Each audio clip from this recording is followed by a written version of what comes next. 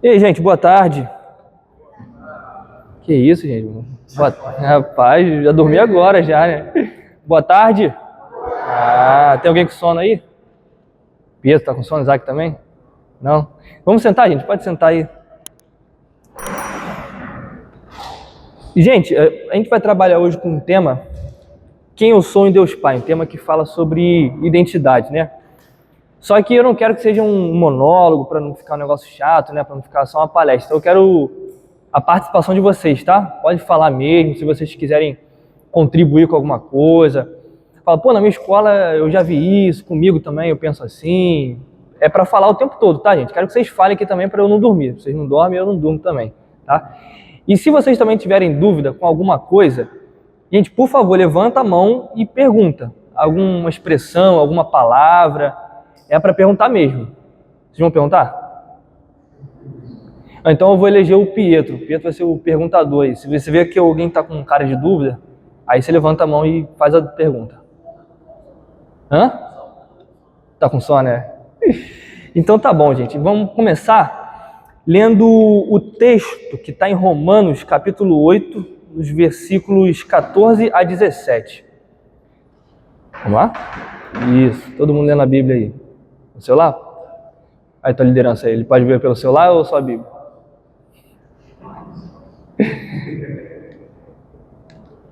Romanos 8, versículos 14 a 17. Então hoje a gente vai falar sobre quem eu sou em Deus Pai, né? Qual é a nossa identidade no Deus Pai, no Deus da Trindade. Essa parte, especificamente, a gente vai deixar um pouco mais para o final. Eu quero, no primeiro momento, dar uma introdução, um panorama no que aconteceu com o pensamento identitário, o pensamento da identidade, no decorrer dos anos e como mudou muito de uns tempos para cá, tá? Mas eu queria começar a fazer uma pergunta. O que é identidade? A gente está falando assim, nossa identidade é em Deus Pai, mas, adolescente, o que é identidade? Quem pode ser o primeiro aí, Isaac? Quem somos nós? Olha aí, um conceito interessante. Quem complementa aí? Ian, o que é identidade? Tu ia falar a mesma coisa? É claro, Agora todo mundo... Fala aí, Pedro. O que nos define? Olha, interessante isso aí. Vamos trabalhar então com... Quer falar também, Renanzinho? Tá com cara... Não? Então vamos trabalhar com essa definição que vocês dois deram aí. O que define a gente, e você falou quem nós somos, né? Então identidade é isso. É o quem nós somos, quem é a nossa realidade e que define a gente, não é? Vocês já tiveram uma dúvida? Ou não souberam o que colocar quando vocês viam lá assim na bio do Instagram? Você sabe o que é bio, né? Todo mundo sabe, né? Renanzinho não sabe, não? Sabe, né? Na bio do Instagram aparece geralmente assim, ou do Facebook, sei lá, quem eu sou, não é?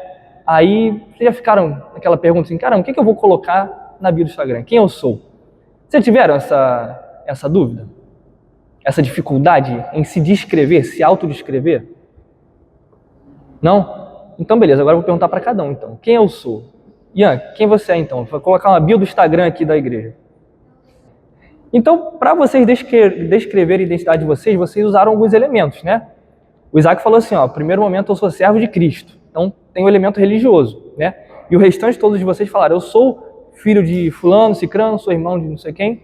Então, outros elementos para descrever a identidade de vocês, né? E isso tudo tá certo.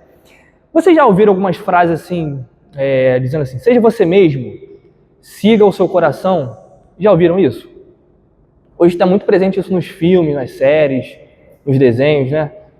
Falei algum desenho que tem essa mensagem, assim, de seja você mesmo, siga o seu coração. Sempre tem, né? Então, gente, a gente define a nossa identidade com base em alguns elementos, né? Hoje em dia, a gente vê essa identidade dos jovens, dos adolescentes, até dos adultos, sendo definidos por elementos mais psicológicos, mais subjetivos, mais interiores, né? Só que será que sempre foi assim na história? Será que sempre foi definida a identidade assim? Vamos ver um pouquinho mais sobre isso. Como é que as pessoas entendiam identidade antigamente?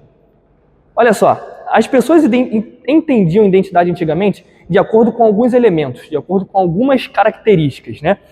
Primeiro que a identidade era obtida de fora. Para uma pessoa definir a sua identidade, tinha um elemento externo, um elemento que não era subjetivo, não era interior, não era interno, era externo e objetivo. Quais eram esses elementos? Olha, vocês falaram muitos deles aí, ó. O primeiro elemento era da família. Ó, pertencimento a uma linhagem, o filho de Romenil, filho de Átila, filho do Filipe, irmão da Michele. Então, um elemento de fora era dado. Para que a pessoa soubesse a sua identidade, quem ela era, no primeiro momento era externo, ou seja, você vinha da linhagem de fulano, né? Os Ferreira, os Cerqueiras, os Pereiras, né? O sobrenome, ele definia quem você era. O primeiro momento era a definição da sua identidade por quem você era filho, da sua linhagem. Depois tinha também a sua vocação. Isso a gente vê muito na Bíblia, né? A vocação, o trabalho do pai sendo transmitido para o filho. Então a sua identidade era com base nisso. Ah, o fulano é ferreiro. Ah lá, o Jesus não era o carpinteiro de Nazaré? Vocês lembram disso na Bíblia? Que Jesus era identificado. Ah, esse não era o carpinteiro?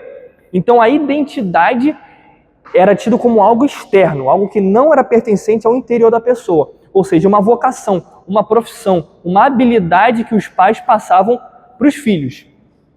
Então, você está vendo que as setinhas estão apontando de fora para dentro? Ó? Então não dizia a respeito da pessoa, dizia a respeito de alguma coisa de fora que a pessoa recebia aquele elemento para compor a identidade dela. Terceiro, a comunidade. Olha, o indivíduo existia para cumprir o seu papel na aldeia. Então esse era um terceiro elemento que definia a identidade dela. Se a pessoa era filha de fulano e era, por exemplo, um soldador, um ferreiro, aquilo era o elemento da identidade dela que servia para cumprir um papel na sociedade, na aldeia, na comunidade. Então, supondo que o Renanzinho era carpinteiro, né? O pai da Michele era carpinteiro, passou essa profissão, essa vocação para o Renanzinho, e o Renanzinho faz ótimas cadeiras, ótimas mesas. Então, ele tinha muito aquilo na identidade dele. Não, eu vou ajudar a minha aldeia, a minha comunidade, vou fazer ótimas cadeiras, ótimas mesas. Então, era um outro elemento que definia quem você era, a sua identidade, era o seu papel perante a comunidade, a aldeia. E por último, e mais importante que todos eles, era a religião. A identidade última era conferida por Deus dentro de uma ordem moral objetiva. O que é isso? Da mesma forma que os pais transmitiam para os filhos um sobrenome, uma vocação, um propósito, os pais transmitiram a religião. Ou seja, quem Deus era, o que Deus faz nos seus filhos, a ordem de Deus criada no mundo, que dá o sentido para a moral, que dá um sentido para a ética. Isso não era a pessoa que descobria por si só, né? Igual os adolescentes, os jovens hoje falam, não, hoje eu sou ateu. Eu decidi que eu sou ateu e agora eu vou virar por conta própria, um agnóstico, não sei o quê. Não, isso tudo era herdado dos pais. Os pais ensinavam aos filhos qual era a religião, quem era Deus, qual era o papel da religião no indivíduo, na sociedade. Então esses eram os elementos que definiam a identidade. Então se eu fizesse a pergunta para vocês até uns 50, 100 anos atrás, vocês iam responder a pergunta com base nisso. Olha, então eu sou filho de fulano, eu sou pedreiro, eu sou marceneiro, eu sou médico, eu sou advogado, eu sou engenheiro, o meu papel na comunidade é isso e eu sou filho de Deus. Esses eram os elementos que definiam a identidade. Todo mundo entendeu? Então, beleza. Só que, gente, algumas coisas foram acontecendo no decorrer dos tempos que isso foi mudando, né? E esse modo de enxergar a identidade com base nesses elementos, eles trazem algumas características. Por exemplo, a identidade era recebida. Então não era da pessoa, a pessoa não se descobria, a pessoa não acordava do dia para a noite e falava, não, agora eu sou isso. Não, era recebida, vinha de fora. Essa é a primeira característica. Segundo, é que a comunidade era mais importante do que o indivíduo. Preste atenção nisso. A identidade nos tempos antigos dizia que a comunidade era mais importante do que o indivíduo. Porque se o indivíduo, o Pietro, fala uma profissão aí, Pietro, que você gosta. Qualquer um. Arqueólogo. Se o Pietro era arqueólogo e ele tinha um papel na comunidade, na aldeia dele, dizendo que ele tinha que descobrir lá fósseis para estudos científicos, aquilo representava o ideal dele. Então, a sua função era servir a comunidade. Portanto, a comunidade era mais importante do que você. a felicidade, o bem-estar da comunidade era mais importante do que a sua felicidade e o seu bem-estar. E terceiro, gente, muito importante também, é que essa visão identitária, essa visão sobre identidade, trazia uma distinção muito clara, muito objetiva do que é o certo e o que é errado, o que é o bem, o que é o mal, o que é um dever e o que é uma responsabilidade. Porque as pessoas sabiam exatamente, olha, a minha função é essa, eu sei qual é a minha religião, eu sei qual é o meu papel no mundo, eu sei o que é certo, eu sei o que é errado. Hoje em dia, o que é certo e o que é errado? Vocês já pararam para pensar que houve uma desconstrução muito forte? E hoje em dia, na idade de vocês já muitas vezes têm dificuldade em estabelecer, caramba, isso aqui é certo, isso aqui é errado, sim ou não? Às vezes parece uma coisa meio cinzenta, né? Vocês ficam um pouco na dúvida, porque está tudo muito relativo, está tudo muito subjetivo. Então, na antiguidade não tinha isso, gente. Na antiguidade não tinha nada de relativo, essas maluquices que a gente vê hoje. Era tudo preto no branco, isso aqui é certo, isso aqui é errado, isso aqui é seu dever, isso aqui é sua responsabilidade. Então essa era a visão identitária, que foi mudando ao longo dos tempos. E aí a gente vai ver, tem um homem, um historiador chamado Charles Taylor. Qual o nome dele? Charles Taylor, muito bom. Esse historiador, ele diz que na antiguidade a gente vivia numa espécie de mundo encantado, né? Onde tudo era muito bem definido, onde as estruturas eram definidas. E segundo esse homem, na nossa cultura ocidental, a gente passou do externo para o interno.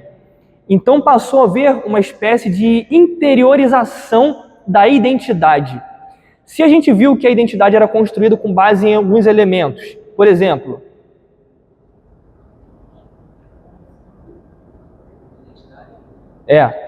esses elementos que a gente acabou de ver. Ô Jesus, 5 minutos atrás que eu falei. Religião, vocação, família. Hã? Isso aí, muito bem. Ó, a Jéssica soprando ali para vocês. Então esses elementos eram externos, né? Sim ou não? Eram externos, não dizia respeito a quem a pessoa sentia. Eram externos. Só que passou a haver uma interiorização. Agora a identidade é construída aqui dentro, né? E isso, 3 homens ajudaram a fazer essa desconstrução toda, né? Nietzsche, Karl Marx e Charles Darwin. Nietzsche, alguém já ouviu falar sobre esses 3 nomes? Então, Nietzsche, Karl Marx e Charles Darwin foram 3 homens que ajudaram a desconstruir essa espécie de identidade com base em algo externo e trazer a identidade com base na pessoalidade, na subjetividade, em quem nós somos. Porque o Nietzsche, que você falou, no livro dele chamado A Gaia Ciência, ele faz uma passagem lá, ele transcreve uma passagem, que ele observa na sociedade, de acordo com o iluminismo. Vocês sabem o que é iluminismo? Já estudaram sobre iluminismo? Em algum momento você viu o que era, mas agora... Não, mais ou menos. Fala mais alto, fala mais. Razão e pensamento, olha só. O iluminismo é um movimento que trata de iluminação, né?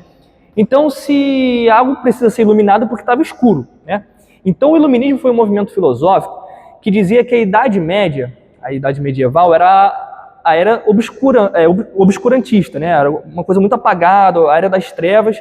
E o iluminismo, ele deu luz àquilo, né? Então, o iluminismo deu muito valor à razão, à intelectualidade, ao pensamento. O iluminismo colocou, então, a razão acima de Deus.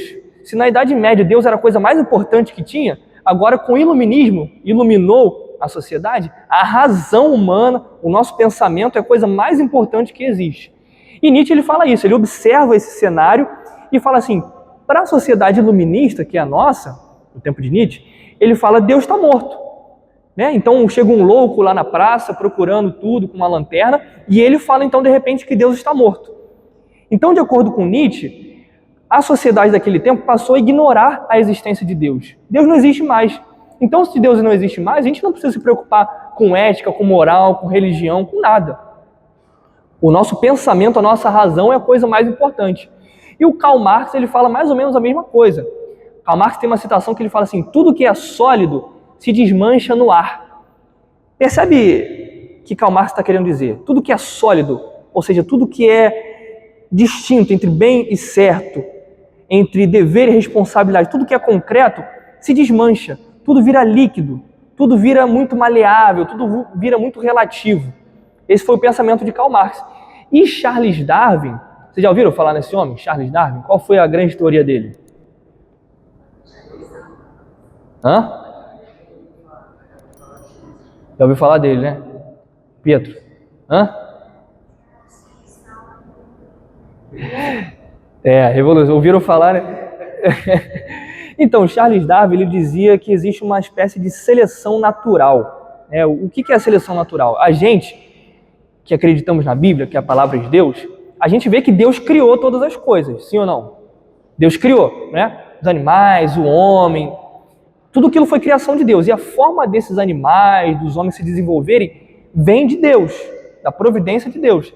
Só que para Darwin, através dessa seleção natural, ele fala que os animais, que os organismos, que o ecossistema vai se desenvolvendo de acordo com uma adaptabilidade deles. A cara de vocês tá boa demais, né? Então, depois vocês perguntam melhor para a Michelle, que é da área de saúde ali, vai responder melhor, né? Mas, mais ou menos assim, pode falar. Charles Darwin. Eu sabia, eu sou ouvindo o Charles, senão ia falar, nossa. Ah, tu não ouviu o Charles, né? Tá explicando. Então pode falar agora que você já ouviu.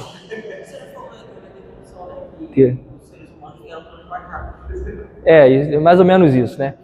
Então, gente, o pensamento desses três homens desconstrói toda a visão que a gente tinha de identidade. A gente tira Deus de jogada, a gente tira a religião de jogada, a gente tira a valorização da comunidade de jogada e coloca tudo centrado no eu, em quem eu sou, quem eu acho que eu sou, no meu pensamento, nas minhas necessidades psicológicas. Então, tira Deus de jogada, tira o certo e errado de jogada, tira tudo. Porque se não tem Deus, qual o sentido de existir? Né? Aí vem uma corrente chamada nihilista. Nada tem sentido, a nossa existência é uma bagunça no caos. Tirou de Deus de jogada, a gente virou todo tipo de bagunça que existe hoje, tá? Foi por conta desses três homens que deram início a três movimentos. O primeiro deles é a autonomia da razão, ou seja, a mente humana substitui a confiança na tradição. A tradição é como se os nossos pais passassem para nós os valores, né? O Átila e a Kátia ensinam o Isaac determinada educação, determinada cultura, determinado hábito, aí simplesmente o Isaac acorda um dia e fala, quer saber? Eu não quero mais saber disso tudo não, de tradição. Agora o que importa é a minha razão, o que eu acho. É isso que esses três homens deram início a um processo de pensamento na nossa sociedade ocidental. Segundo deles é o questionamento da autoridade, né? O questionamento de algumas instituições como igreja, os costumes, a família. Porque se a gente tira Deus de jogada, se a gente tira a religião, se a gente tira a tradição, a gente começa a questionar, poxa, por que a igreja então diz que só pode haver homem e mulher? Por quê? Qual o sentido? Por que um homem ele precisa ser fiel no casamento? Por que eu preciso trabalhar? Percebe? Começa a questionar instituições, verdades que já estavam muito bem consolidadas nos tempos passados. E por último, a liberdade individual, a busca absoluta por autodeterminação e independência. Ou seja, as pessoas dizerem assim, então eu não preciso mais do Estado, eu não preciso mais da religião, eu não preciso mais da família, eu não preciso de mais nada. O que importa é eu ser feliz. O que importa é eu me autodeterminar. Sou eu dizer quem eu sou, o que eu quero, o que eu acredito. Então virou, gente, uma bagunça. A visão de identidade foi totalmente desconstruída a partir do pensamento filosófico desses três homens. Teve um homem, inclusive, chamado René Descartes, que ele tinha uma frase dizendo assim, ó, penso, logo existo. Quem já ouviu essa frase? Já ouviu? Penso, logo existo. Quer falar? Qual negócio? Hã? Foi uma frase que esse René Descartes falou. Então, essa frase ela diz o seguinte, o que caracteriza a minha existência é o meu pensamento. Se eu penso, logo existo. Então esse homem, gente, ele colocou em xeque todo o conhecimento que já havia sido instituído. A palavra de Deus, a religião. Então ele dizia que a gente precisa colocar em suspenso todo o conhecimento para a gente comprovar na prática que ele de fato existe. Por exemplo, a palavra de Deus diz que Deus criou todas as coisas. Sim ou não? Só que para René Descartes ele dizia o seguinte, não, eu vou colocar esse conhecimento em suspenso até que eu consiga comprovar. E aí, gente, algum ser humano vai conseguir comprovar cientificamente que Deus criou todas as coisas? Não dá, né? A gente acredita porque a gente tem fé que a Bíblia é a palavra de Deus e a gente é instruído com aquele conhecimento. Só que a gente não consegue comprovar isso. A gente não vai pegar ali uma molécula, não sei o que, e falar, foi Deus que criou isso aqui. Não dá. Tanto que Hebreus fala que a gente tem fé. A criação dos mundos vem pela fé.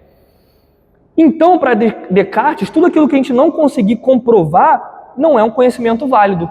Então, toda a nossa noção de religião, de família, de respeito, de civilidade, de tudo aquilo que é de bom, de moral, foi desconstruído. E aí a identidade agora passou para algo interno. Se antes era algo externo, agora a identidade é totalmente construída com base no que eu acho, no que eu acredito, está em mim a identidade.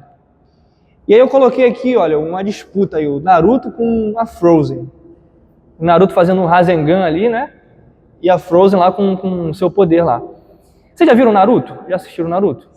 Todo mundo já assistiu já? E Frozen, já assistiram também? Quem não assistiu Frozen? Só o Pietro, né? Quem já assistiu Naruto, então o que Naruto fala? Resume aí um parágrafo, o que Naruto... Hã? Obrigado. Quê? Eu não vi nada que tu falou, mas... Ah, tá falando japonês? É. Mas qual é a história de Naruto? O que Naruto fala? Ele o quê?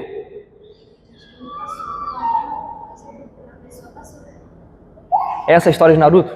Gente, vocês precisam aprender a resumir. Vamos lá, resume aí. O que é a história de Naruto? Vai lá, Isaac. Não viu tudo? Ele quer ser o Hokage. Para que ele quer ser Hokage? Ele quer ser o Hokage para cuidar da vila. Ah. Olha então, agora vocês estão resumindo melhor. Então, os pais dele passaram para ele o quê? O cara pegou o baú e tudo, né? Ela tava parindo, o Tobi chegou lá, quebrou o selo, a raposa saiu lá. Dando spoiler aí. Mas perceba bem, alguma coisa, alguma virtude, algum poder foi passado de pai para filho, de mãe para filho, né? Hã? As 9 causas aqui, Ubi, né? Foi passado, e o Naruto, ele tinha uma convicção moral, uma ética do que é certo e errado. Ele queria ser Hokage para quê? Para ajudar a sua comunidade, não é? Percebe os elementos da identidade que definiam no passado, sim ou não? A profissão, né? No caso, Naruto, lutador, né? Ninja, a vocação dele, a hereditariedade, tudo isso estava presente em Naruto. E Frozen, qual é a história de Frozen? Hã? Maia, ajuda a gente aí, Maia. Qual é a história de Frozen? Pô, gente, alguém me ajuda aí, por favor. Vai lá, Michele, ajuda aí.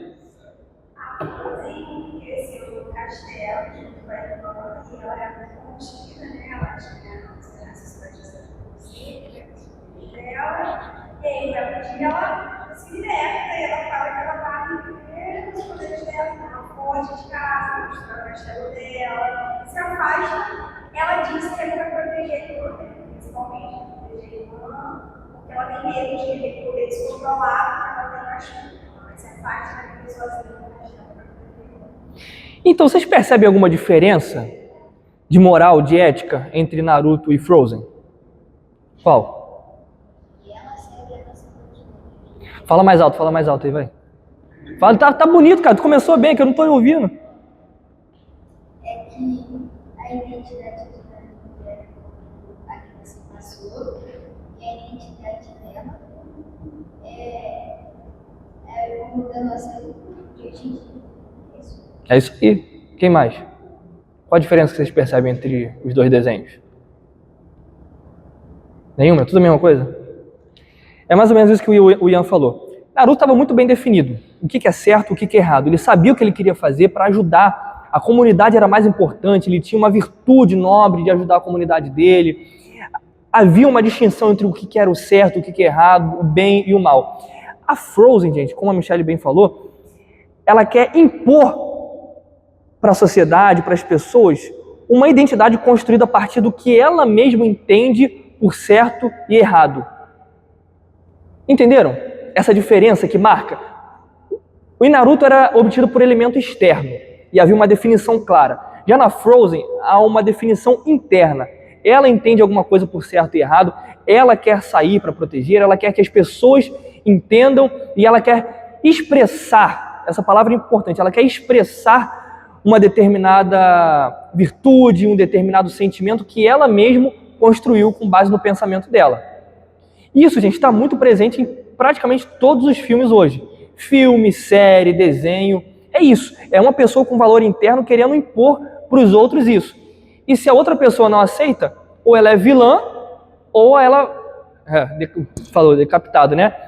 Então só existem essas duas possibilidades. A gente quer expressar, a gente quer impor o nosso pensamento, a nossa visão de mundo para os outros. E então a identidade deixa de ser recebida para ser criada. Isso tem um nome. Esse movimento tem um nome. O nome desse movimento é Revolução Psicológica. Tem um autor chamado Philip Riffe, e esse autor, ele constrói uma linha do tempo em relação às mudanças que foram ocorrendo para que ocorresse essa revolução psicológica. Então, primeiro o Philip Riffe dizia que existia o homem político. O homem político, gente, ele encontrava o propósito dele na polis. Alguém já ouviu esse termo? Na polis grega? Não, a polis era mais ou menos a cidade, né? O Estado, a população, a política, a sociedade naquele tempo. Tudo isso era a polis na Grécia Antiga. Então, para filósofos como Platão, para Sócrates, a coisa mais importante era a polis, era a sociedade, tá? Era o povo, a cidade-estado era a coisa mais importante. Então, o homem político ele encontrava o seu propósito na participação ativa e efetiva no Estado, né? Indo, frequentando as assembleias, participando, fazendo discursos, entendendo, mais ou menos se fosse hoje em dia, como assim, a nossa participação na política. É mais ou menos isso. Então eu quero entender como é que funcionam as leis, eu quero ir lá no Congresso Nacional debater uma medida que está sendo formulada, lá no Judiciário. Então essa participação na polis, na política. Todo mundo entendeu? Se alguém dormiu, eu vou tacar alguma coisa aí. Só que esse homem político, que ele encontrava o seu propósito em algo externo a ele, ou seja, um homem político, se tornou um homem religioso. Então houve uma mudança de paradigma. Agora, na Idade Média, o homem passou a encontrar a sua virtude, os seus propósitos na religião. Quer fazer uma pergunta? Eu imaginei um nome. Isso. Ou ele criou a política, depois ele adiciona na vida dele a religião. Não é que existia um homem que ele era político. Esse termo homem político é só uma definição que o Philip Riffe dá. Mas o que ele quer dizer é o seguinte, o homem, na antiguidade, nos tempos de Sócrates, na Grécia Antiga, ele encontrava o propósito dele na polis, na política, na cidade-estado. Então, para você encontrar algum propósito de vida, você tinha que estar participando ativamente daquele contexto ali. Depois, na Idade Média, ele passou a encontrar o propósito dele na religião. Então, participando das missas, celebrando festividades, o propósito do homem encontrando em Deus, na religião, tá? Oi? Só uma consideração para fazer de homem ali é um tipo de polaridade, ser e Muito bom, boa colocação. Ficou claro agora? E aí houve mais uma evolução. Esse homem religioso deixou de ser religioso e passou a encontrar o propósito dele na economia, na sua atividade, na sua profissão, em ganhar dinheiro, em escambo, em troca de mercadoria, em obter renda. Então ficou nisso o senso de propósito do homem, da humanidade, tá? Até que a gente chega aos dias de hoje. Percebam que a seta está sempre vindo para fora, né? O senso, o propósito do homem sempre apontando para fora. Na polis, na política, na religião, na economia, sempre apontando para fora. E aí houve uma quebra desse paradigma. E agora esse homem, que é a sociedade que nós vivemos hoje, nessa revolução psicológica, começa a encontrar o propósito de vida aonde? Em quem eu sou. Na satisfação da minha felicidade, no meu bem-estar. Então eu não quero mais saber de política, dos outros, do bem-estar da comunidade, não quero mais saber de religião, de igreja, eu não quero nem mais saber de economia. Eu quero saber se eu estou feliz, se eu estou me sentindo bem. E isso para o homem psicológico é a coisa mais importante de todas. É se autossatisfazer, é encontrar prazer em si mesmo, em se alegrar. Então, se alguma coisa faz mal, por exemplo, se me dedicar à nossa igreja, né, ajudando a arrumar uma cadeira, a limpar alguma coisa, se isso me causa algum prejuízo, eu deixo de lado. O que eu quero é ficar na minha cama, vendo um Netflix, porque isso me agrada. Então, qualquer coisa que gera desconforto, que não gera prazer, que gera infelicidade, que gera dificuldade, a gente coloca de lado. O que mais importa é a gente ser feliz. Esse, gente, é o contexto que a gente vive hoje. A gente está vivendo essa revolução psicológica desse homem psicológico que encontra sentido na vida apenas onde? Em si mesmo. Olha, a gente vê então uma mudança de paradigma de uma cultura religiosa para essa cultura psicológica. Antigamente a pergunta era: o que é certo? As pessoas viviam com essa pergunta: o que é certo? Isso ditava o que eu preciso fazer na vida. O que é certo é o que eu preciso fazer. Hoje em dia ninguém quer saber o que é certo. Hoje em dia a pergunta é: o que me faz feliz? Só isso que as pessoas querem saber. O que me gera felicidade? O que me faz feliz? É isso que eu quero viver. Então, olha bem, isso muda até mesmo a forma da gente enxergar a profissão. Se antigamente a gente tinha uma profissão que era uma vocação, a gente olhava para os nossos pais e falava: caramba, meu pai, ele mexe tão bem com a terra, com a agricultura, meu pai é um médico, meu pai é um arquiteto, caramba, eu quero exercer isso também, eu quero ter essa vocação para mim também. A gente hoje não pensa assim. A gente hoje pensa o quê? Qual é a profissão que vai me deixar feliz? Quem nunca ouviu assim: eu quero trabalhar com o que eu gosto, né?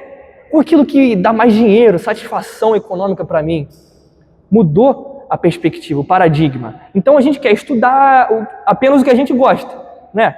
Quem assim, eu fui assim, tá, gente? Estou confessando meu pecado. Eu gostava de estudar só história, português, geografia, eu era das humanas. Que área é essa, Pedro? Português, eu gostava, cara. Porque eu não gostava de matemática, não gostava de física, de química, então tinha que sobrar alguma coisa para estudar, né? Podia ficar sem fazer nada, né? Porque essa revolução psicológica, eu vou estudar o que eu gosto, eu quero fazer o que eu gosto. Hoje em dia está muito presente isso na sociedade, né? Então, essa cultura que a gente vive hoje é uma cultura terapêutica, do bem-estar. Ou seja, a maior autoridade não é Deus, não é religião, não é Estado, não é nada. A maior autoridade é o quê? É o sentimento interior. E aí, gente, essa cultura terapêutica, essa revolução psicológica, ela produziu algumas coisas, né? O eu psicológico, ele traz algumas consequências, né? Olha aqui a identidade, olha, do eu psicológico, olha. Agora o verdadeiro eu é entendido como algo interno, algo emocional, algo que precisa ser expressado. E qual é a consequência disso? Presta muito bem atenção nisso, gente. Se alguém questiona a sua identidade, que é algo interior, que é algo que te faz feliz, se alguém questiona isso, isso é visto como o quê? Como opressão. Quem nunca ouviu essa frase? Ah, você está me oprimindo, você está querendo me impor uma religião, querendo me impor uma doutrina, você está me oprimindo. Se qualquer pessoa questiona o seu senso de identidade, os elementos pelos quais você constrói uma identidade, isso é opressão para a sociedade de hoje. Vocês já ouviram falar numa pessoa chamada Erika Hilton? Sim, quem já ouviu? Levanta a mão. Negociando? Tá.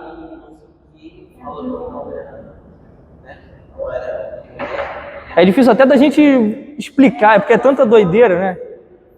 Tá sendo filmado aí, depois tem que cortar aí, né? Mas Erika Hilton, gente, é um homem que aí decidiu ser mulher, né? Então botou cabelo, não sei o quê, se botou lá como mulher, e é uma deputada federal, né? Essa pessoa, ela tá lá no nosso Congresso Nacional, então com o dinheiro que a gente paga, vocês vão pagar um pouco mais na frente, querendo transformar a figura da mãe, né? Então, por exemplo, datas como o Dia das Mães, né? A gente tratar a nossa mãe como mãe, tirar essa expressão e colocar pessoa que gesta, né? Pessoa que gesta, que tem filho, né? Por quê? O que a gente falou que definia a identidade antigamente? Elementos objetivos, né? Um desses elementos é quem nós somos, macho e fêmea. Só existem esses dois tipos. Só que para desconstruir essa identidade, desconstruir todo esse paradigma, não pode haver mais somente dois tipos. macho e fêmea. Então a sociedade de hoje, com esse pensamento de fazer feliz, de apenas a felicidade importar, não pode ver nada sólido, concreto. Então a palavra da moda é desconstruir. A gente quer desconstruir tudo, o que é certo, errado, o que é homem, o que é mulher. Então essa parlamentar, essa deputada federal, ela quer isso. Ela quer desconstruir a figura de mãe, né, que deixa claro que existe mãe e que existe pai, para uma terceira via, uma terceira opção, uma pessoa que gesta. Né? Não é mãe nem pai. Pessoa pode ser qualquer um. Né? Pode ser um homem que gesta, né? Querendo contrariar a física, a ciência. Né? Esse é o pensamento, gente. Essa é a cultura terapêutica. Essas são as consequências que vocês hoje já vivenciam dessa mudança de paradigma de identidade. Só que, gente, tudo tem uma consequência. Isso tudo que está acontecendo tem um peso psicológico que nós acarretamos. Por exemplo, a gente vive hoje uma geração ansiosa. Né? Quantos de nós não vivemos na nossa pele a ansiedade? A insegurança, a instabilidade. São consequências, gente, diretas dessa mudança de paradigma de identidade. Porque, veja bem, se a nossa identidade hoje ela é construída com base em quem a gente acha que é, com base na nossa felicidade, a gente vive o tempo todo querendo uma aprovação dos outros para a nossa identidade. Sim ou não? É mentira isso? A gente não quer o tempo todo ser aprovado para os nossos amigos, para os nossos colegas, para as pessoas, que a nossa identidade é alguma coisa boa, alguma coisa positiva? A rede social está para isso, né? A gente o tempo todo quer like, quer curtida, quer comentário, né? Esse é o paradigma de hoje. A gente precisa ser aprovado. Ô Renanzinho, dá um socão no Pietro aí. Se dormir vai levar, meu. Estamos acabando, gente, calma.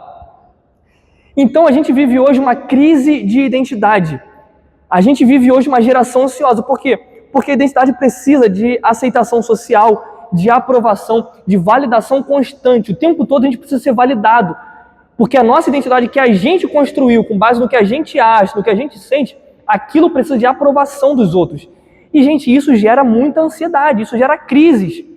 Porque o tempo todo a gente deixa de pensar em coisas objetivas, em coisas certas, e fica pensando, será que o outro vai achar que a minha identidade é legal? Será que eu estou sendo aceito nesse grupo? Né? Então você chega numa escola, numa faculdade, que está sendo doutrinada um ensinamento marxista, de ideologia de gênero, e você levanta a mão e você fala o contrário, o que as pessoas vão achar? Ih, aquele cara é meio estranho, aquele cara é esquisitão, vamos excluir ele. E a gente fica com medo de se impor, de impor o que a gente acha, de falar abertamente, livremente o que a gente acredita, não é? A gente não fica com medo, com vergonha de ser excluído? Então o tempo todo a gente precisa o quê? De validação, de aceitabilidade social. E isso gera transtornos na gente, transtorno de ansiedade, depressão, tristeza, vício em rede social, que o tempo todo a gente quer postar alguma coisa para ser visto, para ser curtido, não é? São consequências, gente, dessa mudança de identidade. Mas qual o problema dessa visão, gente? O problema, a Bíblia ela deixa muito clara a visão de que o coração do homem é enganoso. O tempo todo a Bíblia fala sobre isso, gente, que enganoso é o coração do homem. Só que se a nossa identidade ela é construída com base no nosso coração, no nosso pensamento, no nosso interior, e Deus fala pra gente que isso tudo é enganoso, qual é o problema disso? Que a nossa vida fica o quê? Algo meio instável, né? O nosso mundo fica quebrado. Porque se a gente tem um pensamento oriundo do nosso coração e que é enganoso, a gente não consegue construir uma identidade coesa, firme, inabalável, com base nos nossos próprios pensamentos, com base nos nossos sentimentos, nas nossas emoções, no nosso interior. Porque isso muda, gente, isso oscila o tempo todo. A gente, os irmãos que estão aí, podem falar, às vezes a gente muda de pensamento, né? Ninguém é imutável. Às vezes a gente tem uma determinada realidade, um determinado pensamento, e o mês seguinte a gente fala, cara, não era bem assim, era diferente. Porque a gente muda de pensamento. Então a nossa identidade não pode ser baseada nisso, não pode ser construída com base nesse nosso interior que é enganoso. Nossa identidade tem que ser construída com base em algo sólido, algo externo a nós. A palavra de Deus, a realidade divina, a religião, a nossa tradição familiar, são elementos que constroem nossa identidade. Portanto, gente, o que a Bíblia nos oferece como resposta? Qual é a resposta bíblica a isso tudo? A identidade cristã, ela não é inventada. A identidade do cristão, ela não é performada, não é uma performance. A identidade cristã do cristão não é construída com base em sentimentos, ela é recebida. Ela vem de fora, ela nos é recebida por parte de Deus. É assim que nós devemos nos enxergar. É assim que deve ser construída a nossa identidade. Não com base na nossa razão, no nosso sentimento, mas com base em quem Deus diz que nós somos. E olha só o texto que a gente leu lá em Romanos 8,14. Olha, todos os que são guiados pelo Espírito de Deus, vocês são guiados pelo Espírito de Deus? Sim ou não? Sim? Então, vocês, todos que são guiados pelo Espírito de Deus, são filhos de Deus. Vocês receberam o Espírito de adoção. Tá vendo? Tudo vem de fora, tudo vem do externo, nada vem do nosso interior. Vocês são guiados pelo Espírito de Deus. Vocês não são guiados pelas emoções, pelo sentimento de vocês, pelo senso de felicidade. Vocês são guiados pelo Espírito de Deus. Portanto, vocês receberam o Espírito de adoção. A resposta bíblica para nosso senso de identidade é que nós recebemos. Veio de Deus, não veio de nós, a nossa construção de quem nós somos. Portanto, gente, se veio de Deus e não de nós, nós precisamos conhecer esse Deus. Porque se veio de Deus, a gente precisa saber o que Deus é, para então nós termos o pensamento e a convicção de quem nós somos. A gente, na EBD aqui em cima, a gente está estudando um livro chamado As Institutas, de um homem chamado João Calvino. Já ouviram falar nele? Sim? Pietro, não? Renanzinho, já? Não? E esse homem, logo no primeiro capítulo, ele fala o seguinte, ele fala mais ou menos assim, para a gente entender quem nós somos, nós precisamos olhar para Deus. É no conhecimento de Deus que a gente passa a conhecer a si mesmo. Essa era a tese de João Calvino nesse primeiro capítulo dele. Então, se a gente está falando que a nossa identidade não vem de nós, mas vem de Deus, a gente precisa conhecer alguns atributos de Deus para então nós termos a convicção de quem nós somos. Tá difícil? Ficou embolado? Pietro, alguém está com dúvida aí? Tá com dúvida? Pode falar, levanta a mão e fala aí. Muito bom. Vamos lá, vamos tentar resumir. A nossa sociedade hoje, ela tem o entendimento de que a identidade é construída aonde? Rapaz, eu passei uns 20 minutos falando isso. Não entendeu nada, né? Calma aí. Ó, não precisa olhar para o papelzinho não, olha aqui, ó. Antigamente a identidade era construída com base em quê? Elementos que vinham de onde? Daqui ou de fora? De fora, né? E aí passou uma coisa que a gente chamou de revolução psicológica. O homem passou a ter identidade construída onde? Isso, exatamente, no que a gente achava, no que a gente era, né? Então, na sua felicidade e autoridade máxima, né? Vamos desconsiderar tudo, vamos desconsiderar Deus, religião, família, Estado. O que importa é eu ser feliz, não é? Então, identidade é construída com base no que eu acho que é a vida, sim? Só que a gente viu que a Bíblia ela dá uma resposta para isso, porque o nosso coração ele é enganoso. Então, a gente não pode construir a nossa identidade com base em algo que é enganoso. Senão a gente vai ter crise de ansiedade, a gente vai viver uma vida infeliz, uma vida que vai em ruínas. Portanto, a gente precisa construir a nossa identidade com base em quem? Em Deus. E para a gente construir a nossa identidade em Deus, a gente precisa conhecer quem Deus é. Entendeu? Beleza. 20 minutos resumidos em 10 segundos, tá? Então a gente vai ver agora um pouco mais sobre quem Deus é. Olha, nossa identidade ela não é inventada, ela não é performada, ela é recebida. E aí a gente vai ver algumas coisas sobre Deus, algumas coisas bem curtas, que eu acho que o tempo já foi, né, Pedro? Então a primeira coisa, gente, é que Deus é Pai. Quem pode ler esse versículo aí? Romanos 8,15, ali, ó, do lado azul ali.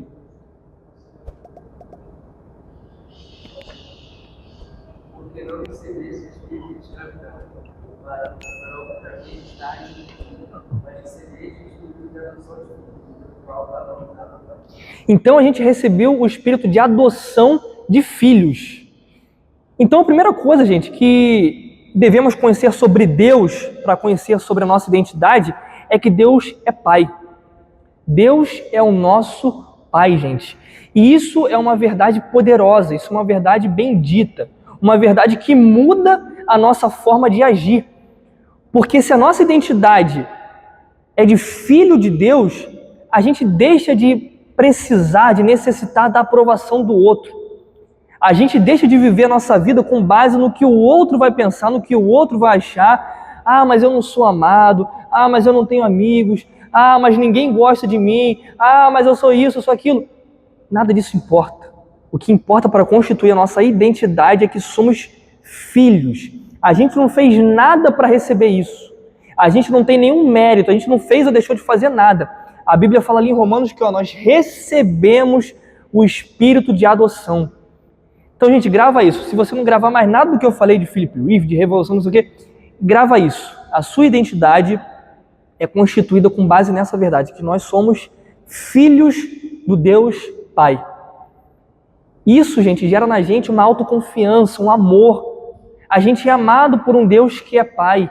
Essa é a fonte, é a razão, é o núcleo da nossa identidade. Nós somos filhos de Deus. Segundo, gente, é que Deus é amor. Olha lá, Ian, lê pra gente ali, 1 João 3:1. Isso, aí o versículo embaixo.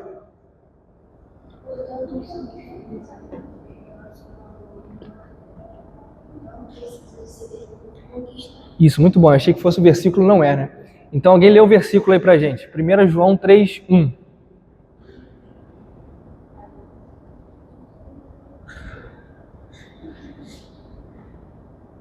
Quem achou aí pode ler. 1 João 3:1.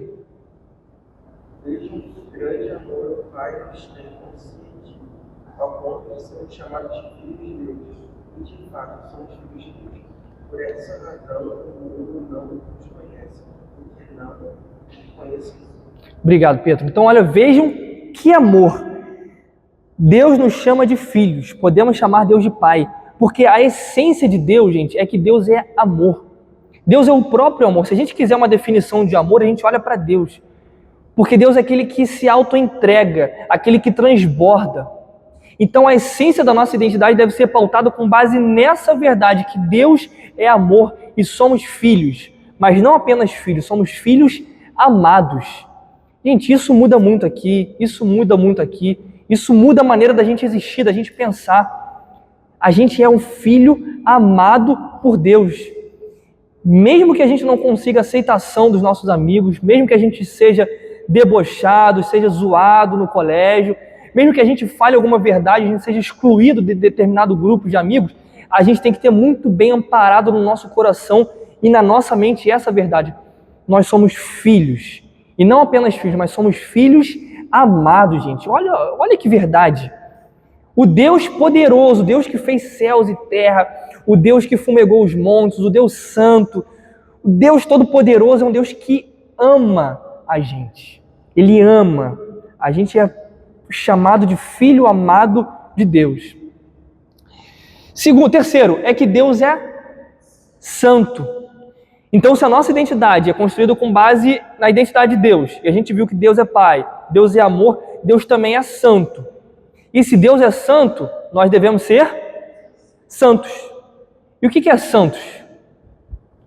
Não é o time de futebol, né? Eu sei que alguém ia fazer. O Pedro pensou em fazer, né? Devemos ser santos. Devemos ser separados. Quem mais aí tem alguma? Sem pecado. É interessante você falar isso, porque a santidade de Deus é uma santidade que é imaculada, é sem pecado. Mas nós, nessa terra, ainda lutamos contra a carne. Então, a nossa santidade é uma santidade que luta contra o pecado. Mais alguém tem alguma definição de santo? Andar conforme os caminhos de Deus. Tudo isso que vocês falaram é santidade. Então, gente, se Deus é santo, nós precisamos ser santos também. Precisamos ser separados do mundo. Precisamos andar na palavra de Deus. Precisamos lutar dia após dia contra o pecado, contra a carne, contra os pensamentos, contra os pecados, fofoca, pornografia, palavras chulas, pensamentos errados. Precisamos lutar todos os dias da nossa vida contra isso, porque isso faz parte de quem nós somos. Isso faz parte da nossa identidade. Se a nossa identidade é construída com base na identidade de Deus e Deus é santo, nós precisamos ser santos. Não existe vida cristã sem santidade, porque a santidade ela é constitutiva da identidade do cristão. Foi rápido, todo mundo entendeu? E por último, gente, muito importante, que Deus é criador. O que Deus criou? Tudo, por exemplo. Tá, mas tudo. Seres humanos, terra, o que mais? Universo. Galáxia. Terra, né? Deus criou essas coisas a partir de alguma coisa? Foi do nada. Muito bom. Deus criou todas essas coisas a partir do nada. A gente vê lá no relato de Gênesis, Deus falando, haja luz, houve luz. Né? Deus cria o homem ali com base no barro. Né? Só que aí, gente, se a nossa identidade, preste atenção nisso, se a nossa identidade ela é constituída na identidade de Deus, e a gente está falando que Deus é criador, isso significa que na nossa identidade diz que nós somos criadores também. Por quê, né? Porque Deus, quando Ele cria as coisas, Ele cria a luz, Ele cria a terra, Ele cria os fundamentos, Ele cria os peixes, Ele cria os animais. Só que aí quando Ele cria o homem que eu digo a humanidade, né? Adão e Eva, Ele fala uma coisa sobre aqueles homens, que eles seriam o quê? Imagem e semelhança. Isso significa que nós temos um caráter que espelha o caráter de Deus.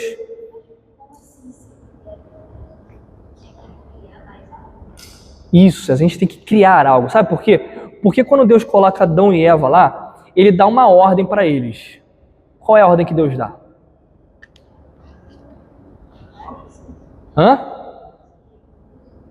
O que mais? Frutifiquem, reproduzam, enchem o jardim, cultivem a terra. Não é? Sabe o que a teologia chama essa ordem de Deus? De mandado cultural. Mandado porque foi uma ordem, foi um mandado de Deus. Olha, vocês precisam fazer isso. Vocês precisam cultivar a terra, vocês precisam crescer, vocês precisam frutificar. Só que, gente, hoje em dia a gente trabalha com terra? Hoje em dia a gente vive uma sociedade predominantemente agrária? Sim ou não? Não? Não sabe? Sim ou não? Pietro, Isaac, Renanzinho. Alguém aqui trabalha com a terra? Não, né? Então, hoje em dia, a gente não vive uma sociedade predominantemente agrária. A gente já tem, né, a indústria, o desenvolvimento. Então, como é que a gente reflete essa ordem de Deus de cultivar a terra numa sociedade que não é agrária, que é desenvolvida? Deus deu uma ordem para Adão e Eva, né? Eles estavam lá no jardim, eles precisavam o quê? Cultivar a terra, né? Eu não sou muito chegar nessa área, mas precisavam regar, colocar semente, né? Depois arar a terra, e tirar, fazer a poda lá das árvores. Essa era a ordem de Deus. O homem precisa fazer isso. Só que hoje a gente não trabalha com isso. Você sair na rua plantando uma árvore, você precisa arar a terra para poder comer? Não, você já compra lá o saco de arroz, o saco de feijão, ela compra o biscoito lá, né? Já vem tudo já prontinho. Então, como é que a gente cumpre essa ordem de Deus de cultivar a terra, de frutificar hoje em dia, que a gente já não mexe com jardim, com terra?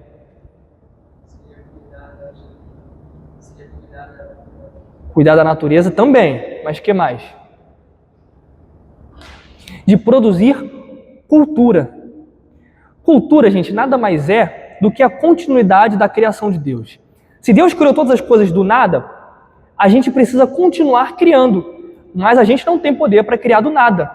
Então a gente pega todo o material que Deus já criou, une ao intelecto, à inteligência que Deus nos deu, a capacidade de criar, ao desenvolvimento, e continua a produzir cultura. Quem pode dar um exemplo aí do que significa cultura? Alguma coisa da cultura aí de hoje em dia? Mas algum exemplo assim concreto? Cultura é isso, cultura é aquilo. Comida, culinária, crença, estilo de dança. Rapaz, aí carnaval é cultura, aí, Atila. Ô, rapaz, aí você me quebra, hein? Vamos lá, respondendo, né? No aspecto antropológico, ou seja, no estudo sociológico da coisa, carnaval é cultura, porque foi o homem que produziu, foi o homem que desenvolveu, né? E cultura, depois você estuda lá uns caras chamados Roberto da Mata, Silvio Romero, Darcy Ribeiro, eles vão falar que isso é cultura, porque cultura para eles é tudo que o homem consegue produzir, desenvolver.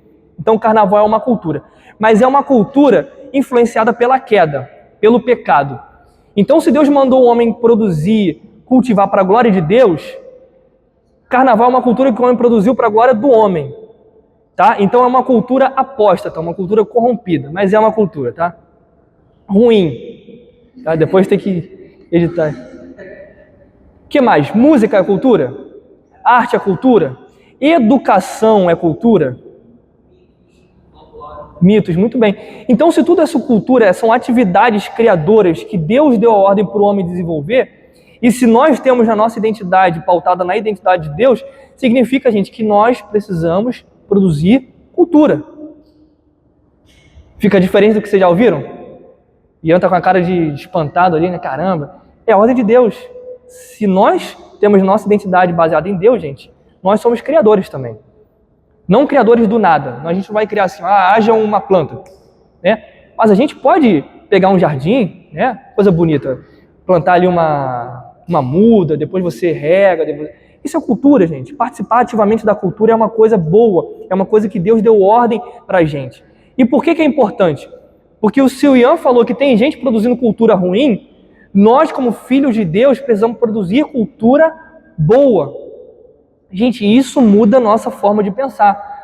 Porque se nós também somos criadores com base na criação de Deus, a forma de vocês estudarem na escola diz se vocês estão criando ou não. Tá rindo? Quando você tira nota ruim na escola, quando você não presta atenção na aula, você está negligenciando o quê?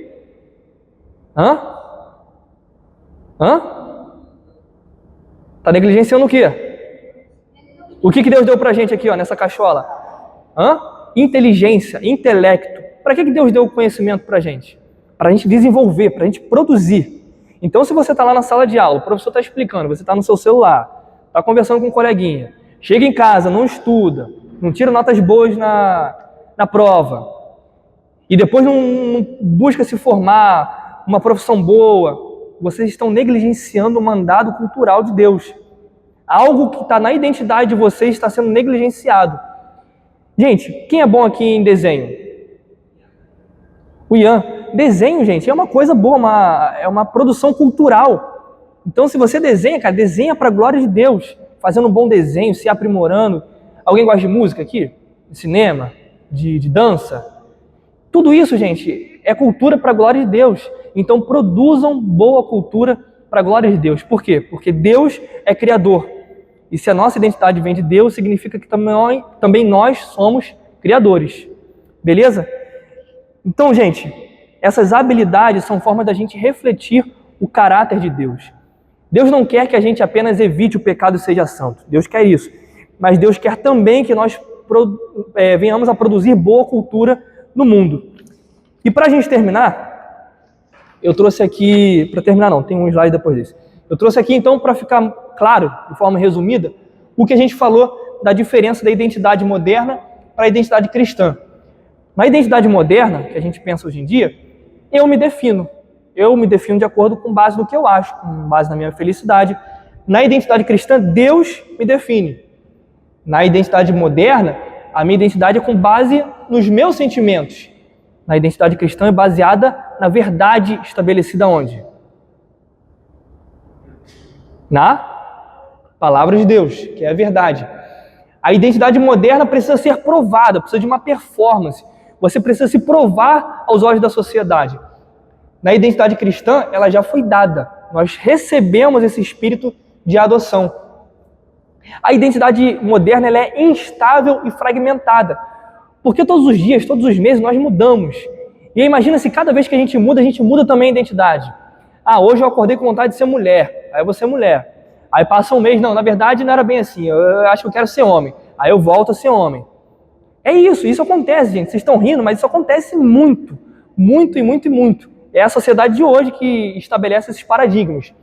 Só que a identidade cristã ela é segura, ela é ancorada, porque a verdade de Deus, a palavra, ela é imutável. Deus é imutável. Então a gente nunca vai ter crise de variação, de dúvida, porque a nossa verdade, a nossa identidade é com base na palavra de Deus que é imutável. A identidade ela muda conforme a cultura. Então cada cultura ela estabelece princípios, normas, valores. Só que essa identidade cristã ela é permanente e eterna. E aí, para a gente finalizar, gente, vocês já ouviram a história do filho pródigo? Sim ou não? Sim? Quem já ouviu, levanta a mão. Os três aí, né? Então, vou escolher um aí. Renanzinho, conta pra gente a história do filho pródigo.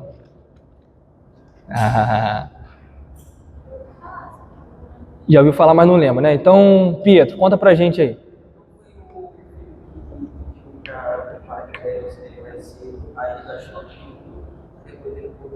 Acho que pela parte de uma parte do sonho, porque eu assisti isso aí, muito antigamente. Aí ele chegou lá na casa do pai ficou muito feliz que ele voltou e fez uma grande festa pra ele, e assim, de volta. Foi isso aí. O outro ficou indignado, eu acho que ele do pai. Muito bem, vocês entenderam? Ian nunca tinha ouvido? Já ouviu? E não levantou a mão por quê? Ah, tá. A história do filho pródigo é isso que o Pietro falou. Era um filho que tinha tudo na casa dos pais dele, né? E aí um belo dia ele falou, pai, eu preciso sair, me dá a minha parte da herança. Quero ir embora. Quero gastar todos os bens com base em outras coisas. E aí pegou a parte da herança dele e foi gastar os bens com os prazeres do mundo, né? Só que o dinheiro, uma hora acabou. Torrou. E aí veio a fome na terra, veio a seca.